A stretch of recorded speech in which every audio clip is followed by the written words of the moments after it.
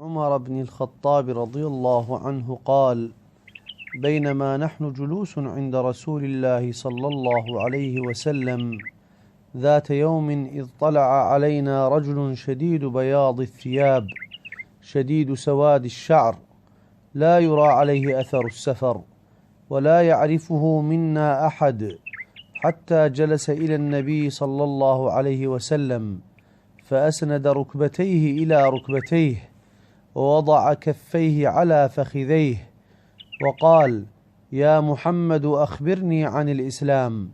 فقال رسول الله صلى الله عليه وسلم: الإسلام أن تشهد أن لا إله إلا الله وأن محمد رسول الله وتقيم الصلاة وتؤتي الزكاة وتصوم رمضان وتحج البيت إن استطعت إليه سبيلا.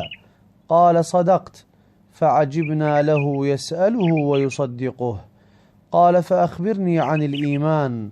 قال: أن تؤمن بالله وملائكته وكتبه ورسله واليوم الآخر وتؤمن بالقدر خيره وشره. قال: صدقت. قال: فأخبرني عن الإحسان. قال: أن تعبد الله كأنك تراه فإن لم تكن تراه فإنه يراك. قال: فأخبرني عن الساعة. قال: ما المسؤول عنها بأعلى من السائل.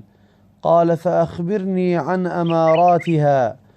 قال: أن تلد الأمة ربتها وأن ترى الحفاة العراة العالة رعاء الشاء يتطاولون في البنيان. ثم انطلق فلبثت مليا، ثم قال: يا عمر أتدري من السائل؟ قلت: الله ورسوله أعلم. قال: فإنه جبريل أتاكم يعلمكم أمر دينكم. رواه مسلم.